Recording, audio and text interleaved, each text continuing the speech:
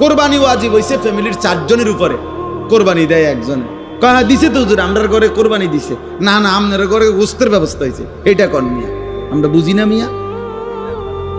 সবাই মিলে যে আব্বার নামে দিছেন, সবাই টাকার থেকে অর্থ হইলে আপনার ঘরে কোরবানির দিন খাওয়ানোর কি ব্যবস্থা হয়েছে? গোস্তের ব্যবস্থা হয়েছে, কোরবানি হয় নাই। কোরবানি তো যতজনের উপরে ওয়াজিব হয় ততজনকে দিতে হয়, ততজনকে দিতে হয়।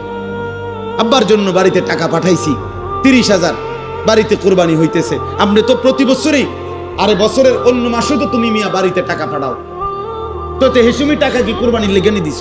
তাহলে বাবার জন্য তো মানুষ উপার্জন করার কারণে ঘরে তো টাকা দেয়, সেই এই কারণে কি তার কোরবানি মাফ হবে? তোমার কোরবানি কই? অসংখ্য মানুষ বিষয়টাকে ঝামেলা মনে করে, পেরেশানি মনে করে, ভালোভাবে বুঝতে চেষ্টা করে না। মনে করে এই সামাজিক একটা রসুম হিসাবে।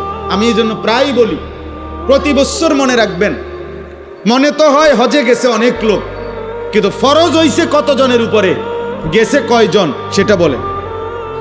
প্রতি বছর তো মনে হয় অনেক গরু জবাই হইতেছে, কিন্তু কুরবানি ওয়াজিব হইছে কয়জনের উপরে, আর আদায় করছে কয়জন সেইটা বলেন মিয়া।